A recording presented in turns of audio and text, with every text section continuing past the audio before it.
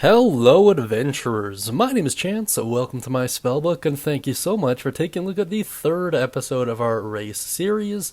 At least the third race we're covering. Depends on how you look at it, because depending on the playlist you're looking at, it'll be a different number. But this is the third race that is discussed in the player's handbook, and that's kind of what we're going off of, more or less. So yeah, it's a little weird, but in any case, we're going over the elf, ladies and gentlemen, which I know a lot of you have been looking forward to because you all love them. Literally, they're just a fantastic race, and they're almost universally recognized, existing in almost every fantasy genre I can think of, and in like prominent roles.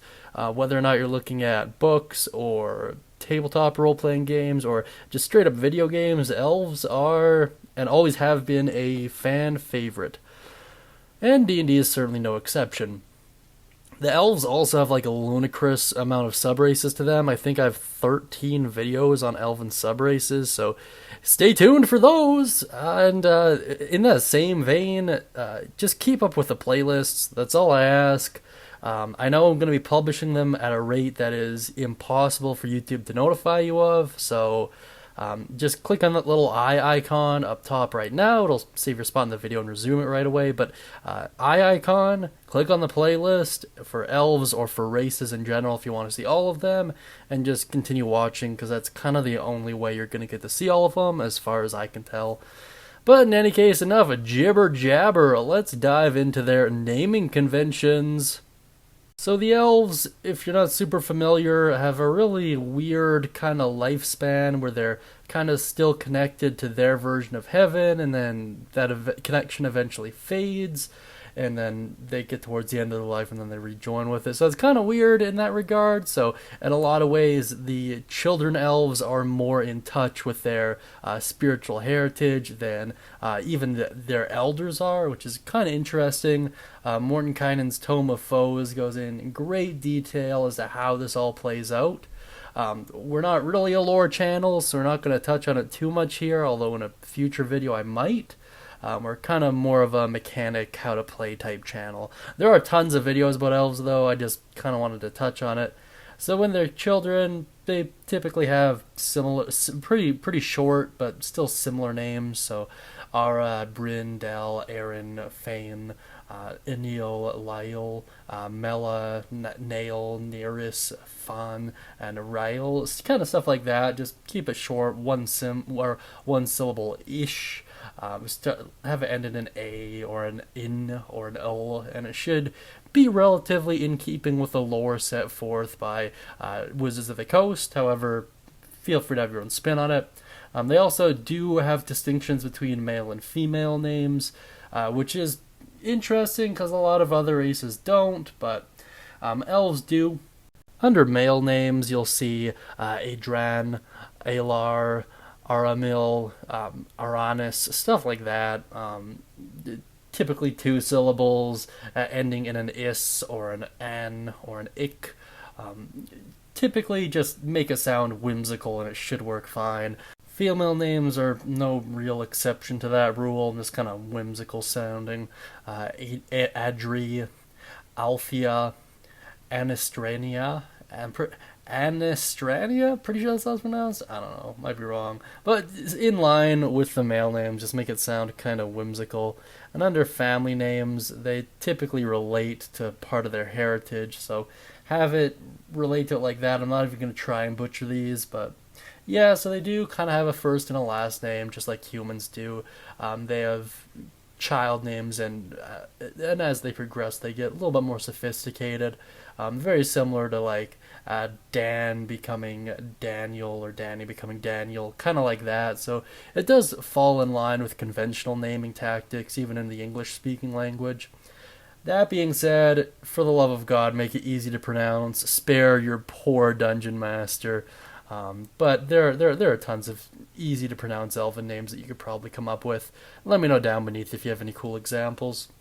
Now let's move on here to their traits. Under age, they live a pretty long time. An elf typically claims adulthood and an adult name around the age of 100 and can live to be about 750 years old. Talk about a long life.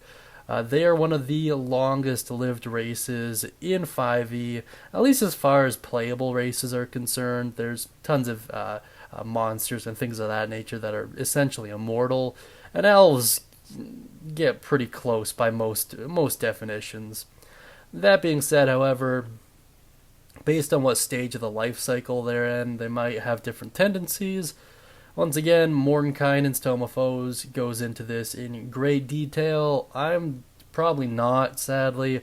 This is the example that was given in the PHB, so that's what I'm going to roll with. But if you really do have that itch for deep lore, tons of videos on it that have done it way better than I could ever hope to, and I'm not so arrogant to believe otherwise. Just check them out. Just Google it or YouTube it or whatever. But in any case, undersized, they range from under 5 feet to over 6 feet tall and have slender builds. Regardless, your size is medium, and that's all you really need to know from a mechanical angle. And under alignment, elves love freedom, variety, and self-expression, so they lean strongly towards the gentler aspects of chaos. They tend towards good as well. So chaotic good is typically where they line up. However, given the backstory and given even what subrace you are, that's likely to change. Some of them will even change based on the time of year, so do bear that in mind as well. Now let's get on to the good stuff, and the reason why I know the vast majority of you are here. Let's get on to their mechanics. The elves have a lot of really cool and interesting stuff, so let's check them out. Under ability scores, out of the gate, they get a +2 to dexterity, which is pretty great. You never want to have dex as your dump stat. I mean, I don't know, I wouldn't say never. I'm actually playing a character with dex as my dump stat right now. It's not advisable. It's been more of a headache than it's been worth. So, I don't know, take it with a grain of salt. Their base walking speed is 30 feet. They can speak, read, and write Common and Elvish, and they have dark vision. Heck yeah. You can see dim light within 60 feet of you as if it were bright light, and in darkness as if it were dim light. So, dark vision up to 60 feet. Pretty dope stuff.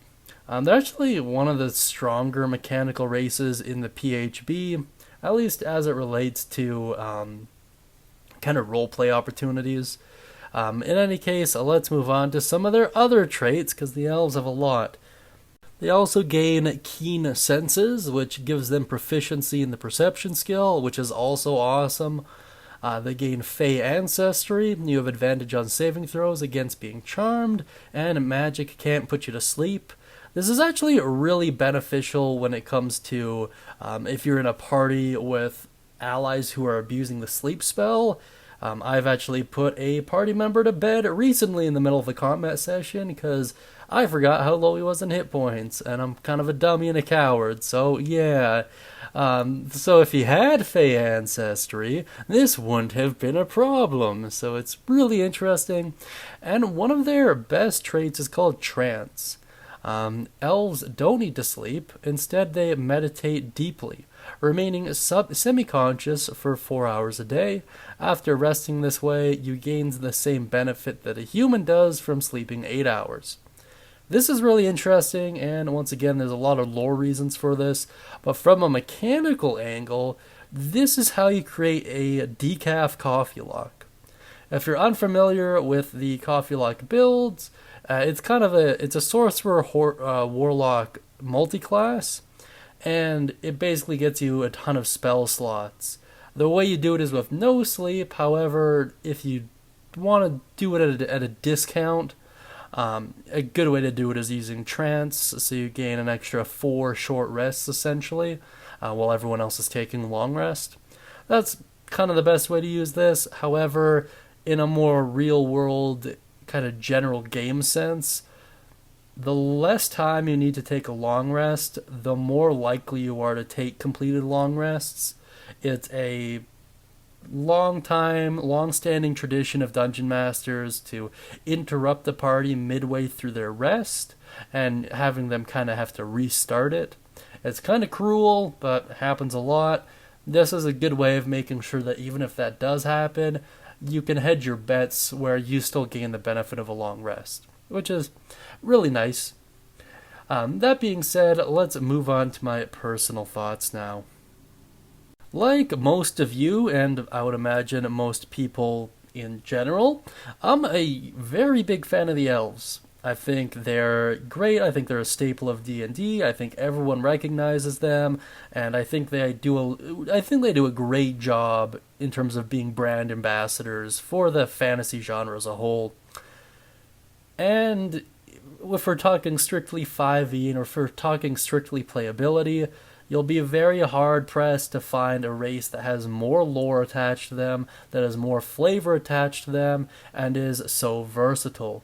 The elf race isn't customizable as a default, so it's nothing like the Simic hybrid, for example, where you can kind of tweak the race itself.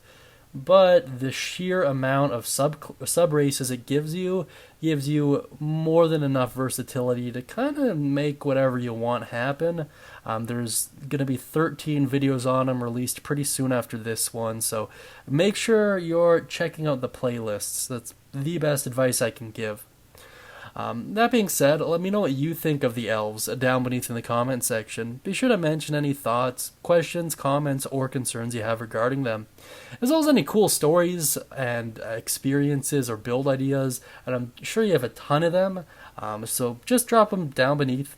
And if you'd like to get access to a free one-shot, go over to the guild hall, use code WELCOME, and you'll get one on me. And that being said, I hope you all have a great day. Make sure you're watching the playlist, and as always, happy adventuring.